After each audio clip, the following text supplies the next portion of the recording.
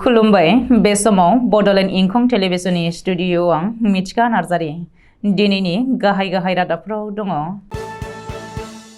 Matric आरो HS आनजादाव रेंकिंनि राहा थानाय नंला बुंदों डक्टर रनज पेगु। देरगावआव लामा जाब्रबथाय 4 सुबुंखौ पुलिसआ जेरा खालामदों। क'क्राझार जिल्लानि जोबथा भटार फारिलाइखौ फोसावबाय। आबा डिब्रुगड़, तेजपुर आरो गुवाहाटीआव लकसभानि थाखाय बिजाथि फोसावबाय। सिला फोथाराव लामा जाब्रबथायजों बिदा बिनानावखौ लाफानानै गासै 4नि जिउ खहा। 60 एडिसि एसटिअ'फोरखौ सोलाय सोल' खालामदों रायजो सोरखारा। उन्दै हिनजावसाखौ जिनाहारि खालामनायनि दायाव सासे लंपटखौ 25 बोसोर साजा। दानिया फैदोनि आबुं रादाबाव।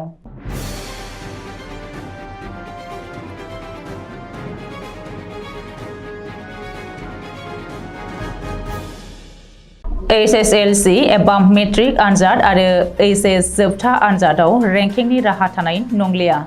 बे बाथ्राखौ फोसावदों सोलोंथाइ मन्थ्रि डक्टर रनज पेगुआ। मख'नो गोनांदि फैगौ 16 फेब्रुवारि अक्ट'निफ्राय जागायगोन 2024 मायथाइनि मेट्रिक आनजाद। नाथाय मेट्रिक आनजादनि सिगां गेदेर बाथ्रा फोसावदों सोलोंथाइ मन्थ्रि रनज पेगुआ। सोलोंथाइ मन्थ्रि डक्टर रनज पेगुआ खौरां बिजोङाव फोरमायथिनाय बायदिब्ला फैगौ एकाडेमिक इयार एबा 2025 मायथाइनि मेट्रिक आनजादाव पजिशन एबा रेंकिंनि राहाया थानाय नङा। एचएस जोबथा आनजादावबो रेंकिंनि राहाखौ दाननाय जागोन होननानै डक्टर रनज पेगुआ बुंथिदों। बबेखानि सोरखाराबो रेंकिं सिस्टेमखौ जेबो रोखोमनि गनायथि होआखै। बेबायदि रेकगनिशन गैयै मोनसे आयदाखौ बाहाल लाखिबाय थानांगौ गोनांथिनि सोंथियानो सिखाङा होननानैबो सोलोंथाइ मन्थ्रि डक्टर रनज पेगुआ खौरां बिजोङाव फोरमायथिदों। हादर नाङै सोमावग्लुंनाय देरगाव बालिजानि गिख्रंथाव लामा जाब्रबथायनि सायाव पुलिसनि नायबिजिरनाया सोलिगासिनो दङ। बेनि गेजेरावनो पुलिसआ बुधबारखालि लामा बानायग्रा फसंथान RIPL आरो गणपति बिल्डार्सनि 4 मावफारियाखौ जेरा खालामदों। रिपर्ट बायदिब्ला मैया पुलिसआ अमरिंदर सिंह, शिवाइन सिंह, इंसराज शर्मा आरो ओम प्रकाश शर्माखौ पुलिसआ जेरा खालामदोंमोन। गलाघाटनि DSP मानवेंद्र दासआ बै 4 सुबुंखौ जाब्रबथाय जानाय जायगायाव लांनानै नायबिजिरहैदों। मख'नो गोनांदि देरगावनि गिख्रंथाव लामा जाब्रबथाया थांनाय 3 जानुवारि खालि जादोंमोन। बे गिख्रंथाव जाब्रबथायाव 19 सुबुङा जाथायसालियावनो जिउ गोमादोंमोन आरो 30निबो बांसिन सुबुङा जखम जादोंमोन। ओरैहाय बे गिख्रंथाव जाब्रबथायनि उनाव लामा बानायग्रा फसंथाननि हेंथायै अजद सिखांदोंमोन। बबेखानि मोजाङै लामा बानायै आरो लामायाव जेबो रोखोमनि सिगनेल गैयैनि थाखायनो देरगावआव बे गिख्रंथाव लामा जाब्रबथाया जादोंमोन होननानै माखासे सुबुङा गोख्रों अजद होदों। क'क्राझार जिल्लानि जोबथा भटार फारिलाइखौ फोसावबाय। क'क्राझार जिल्ला इलेक्शन अफिसारआ जिल्लानि बेन्दोंआव थानाय गासैबो बिधानसभा बियाबनि जोबथा भटार फारिलाइखौ फोसावबाय। 2 नं दतमा, 3 नं क'क्राझार आरो 4 नं बावखुंग्रि बिधानसभा बियाबनि जोबथा भटार फारिलाइखौ फोसावबाय। रिपर्ट बायदिब्ला क'क्राझार जिल्लानि मोनथाम बिधानसभायाव गासै 4,05,638 सा भटारफोर दङ। बेनिनो 2,01,023 भटारा हौवा आरो 2,04,615 सा भटारा आइजो। सुलुङाव फोरमायथिनाय बायदिब्ला 2 नं दतमा बियाबाव गासै 1,04,943 सा भटार, 3 नं क'क्राझार बियाबाव 1,41,181 सा भटार आरो 4 नं बावखुंग्रि बियाबाव 41,50,514 सा भटारफोर दङ। बबेखानि 2 नं दतमा बिधानसभा बियाबाव गासै गं 142 पलिं स्टेशन दङ। बेबायदिनो 3 नं क'क्राझार बियाबाव गं 179 आरो 4 नं बावखुंग्रि बियाबाव गासै 210 पलिं स्टेशनफोर दङ। मख'नो गोनांदि जोबथा भटार फारिलाइ फोसावनायनि उनाव क'क्राझार जिल्लायाव गासै 860 सा भटारा बांदों। आसामावबो गावस्राबाय इन्डि एलायन्स। कंग्रेसनि दैदेननायाव बीजेपी हेंथा गासैबो दोलोफोरखौ लानानै दाजानाय इन्डि एलायन्स एबा इन्डियाया सोनाब बंग, बिहार आरो दिल्ली बायदि रायजोनि उनाव आसामावबो बायबाय। अरबिन्द केजरीवाल दैदेननाय राजखान्थि हानजा आपनि मिरुनि कमिटिया दिल्लीयाव दिनै आसामनि मोनथाम लकसभा बियाबनि थाखाय निजायै बिजाथि फोसावनायनि उनावनो इन्डि एलायन्सनि सिमाङा आसामावबो थेर बेथेर जादों। मिथिनो हानाय बायदिब्ला आबा दिनै आसामनि मोनथाम लकसभा बियाब फारियै डिब्रुगड़, तेजपुर आरो गुवाहाटीनि थाखाय निजायै बिजाथि फोसावबाय।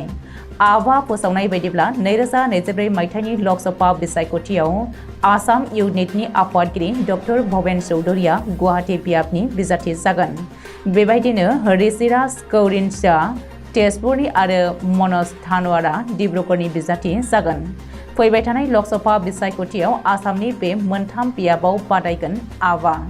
बबेखानि बे मोनथाम बियाबाव दोलोनि बिथा आरो रायजो राजाफोरनि मदद होनाय आरो अनसायनायखौ नोजोर होनानै बिजाथिनि फारिलाइ थियारि खालामनाय जादों होननानैबो आपनि सुलुङाव फोरमायदों। मख'नो गोनांदि लकसभा बिसायख'थियाव इन्डि एलायन्सआ गुवाहाटीनि बियाबखौ आपनो होगोन होननानै सावरायनाय जादोंमोनब्लाबो डिब्रुगड़खौ एजेपिनि दैदेनगिरि लुरिनज्योति गोगोइनो हगारनो हागौ होननानै सावरायनाया सोलिदोंमोन। बेबायदिनो तेजपुराव कंग्रेसनि बिजाथि होनायनि बागै इन्डि एलायन्सआ सावरायदोंमोन। नाथाय आबा निजायै बिजाथि फोसावनानै इन्डि एलायन्सनि गासैबो साननाय हनायफोरखौ थेर-बेथेर खालामनानै होदों। धेमाजि जिल्लानि सिला फोथाराव बृहस्पतिबारखालि फुंनि समाव मोनसे दुखुनांथाव लामा जाब्रबथायाव बिदा-बिनानावजों लोगोसे गासै 4 सुबुंनि जिउ खहा जादों। सुलुङाव फोरमायथिनाय बायदिब्ला जाथाया फुंनि 4:30 रिंगासोआव सिला फोथारनि सिला सुथियाव जादोंमोन। फुंनि समाव बिदा तिलेश्वर सुख्रान आरो बिनानाव अजा सुख्रान सानैया लामा सेराव गसंनानै थाबाय थानायावनो गंसे टाटा भान्सआ गोख्रैनो फैनानै बिसोरखौ सौख्लायनानै गालाङो आरो बिसोर सानैबो जायगायावनो जिउ गोमायो। फोरमायथिबावनाय बायदिब्ला बे एखे टाटा भान्सआनो आरोबाव गंसे AA06AA 8394 FZ बाइकखौबो सौख्लायबावदोंमोन, जायनि थाखाय सालायग्राया जायगायावनो जिउ गोमादोंमोन होननानै मिथिनो मोननाय जादों। बाइकनि उनाव गाखोग्राखौ जोखोम जानायनि उनाव फाहामथायनि थाखाय हस्पिटालाव लांदोंमोनब्लाबो लामा ससेयावनो जिउ गोमादोंमोन होननानै मिथिनो हादों। जाब्रबथाय जानाय खौरांखौ मोननानै पुलिसआ जाथाय जानाय जायगायाव सौहैदोंमोन आरो गासैबो गोथै देहाफोरखौ बोखांहैदोंमोन होननानै मिथिनो मोननाय जादों। लकसभा बिसायख'थिनि सिगां आसाम सोरखारा माखासे सा 10 एडिसि, एसडिअ एबा आइएएस, एसिएस अफिसारफोरखौ सोलाय-सोल' खालामदों। बे ट्रेन्सफाराव गासै सा 10 आइएएस अफिसार आरो सा 3 एसिएस अफिसार। आसाम सेक्रेटारियेटनि पार्सनेल बिफाननिफ्राय ओंखारनाय अर्डार मेम' नम्बर 433975 अक्ट' 5 फेब्रुवारि 2024 नि जोहै पस्टिं एबा ट्रेन्सफार खालामदों। पस्टिं जानाय आइएएस, एसिएस अफिसारफोरनि मुङा फारियै बिजनी महकुमानि एसडिअ बिबानाव थानाय एडिसि अभिषेक जैनआ आसाम सेक्रेटारियेटनि डिपुटि फाइनेन्स सेक्रेटारि महरै पस्टिं जादों। नैथियाव मार्केरिटा महकुमानि एसडिअ बिबानाव थानाय एडिसि प्रीति कुमारीया आसाम सेक्रेटारियेटनि जेनेरेल एडमिनिस्ट्रेटर ब्रान्चनि डिपुटि सेक्रेटारि महरै पस्टिं जादों। थामथियाव गलाघाट सदर महकुमानि एसडिअ बिबानाव थानाय आइएएस अफिसार श्रेया सेंगालआ धनस्री महकुमानि एसडिअ महरै पस्टिं जादों। ब्रैथियाव आइएएस अफिसार जय हिसाखौ धुबुरी सदर महकुमानिफ्राय सा सालमारा महकुमायाव ट्रेन्सफार खालामनाय जायो। बाथियाव आइएएस कृति शास्त्राखौ डिब्रुगड़ सदर महकुमानिफ्राय बिजनी महकुमायाव पस्टिं खालामनाय जादों। दथियाव आइएएस अफिसार श्री सिम्हाखौ गुवाहाटी नोगोरमा सदर महकुमानिफ्राय रङिया महकुमायाव पस्टिं खालामनाय जादों। स्निथियाव आइएएस अफिसार परिकित हाउदामखौ काछार सदर महकुमानिफ्राय मार्केरिटा महकुमायाव पस्टिं खालामनाय जादों। दाइनथियाव एसिएस अफिसार एडिसि मानास कुमार सैकियाखौ सा सालमारा महकुमानिफ्राय दरं जिल्लानि एडिसि महरै पस्टिं खालामनाय जादों। गुथियाव एसिएस अफिसार एडिसि दिपेन बर्मनखौ रङिया महकुमानिफ्राय आसाम सेक्रेटारियेटनि बर्डार प्रटेक्शन आरो डेभेलपमेन्ट बिफानाव डेपुटि सेक्रेटारि महरै पस्टिं खालामनाय जादों। आरो जिथियाव एडिसि सैयद बासबीर सुभानिखौ धनस्री महकुमानिफ्राय गलाघाट जिल्लानि एडिसि महरै पस्टिं खालामनाय जादों। गुवाहाटी जिल्ला बिजिरसालिनि बिजिरगिरिया बुधबारखालि मोनसे बिजिरनाय होनानै सासे उन्दै हिनजावसाखौ जिनाहारि खालामनायनि दायाव पक्स' आयेननि जोहै सासे दायनिगिरि सुबुंखौ हमनानै 25 बोसोर जेलनि साजा फोसावदों।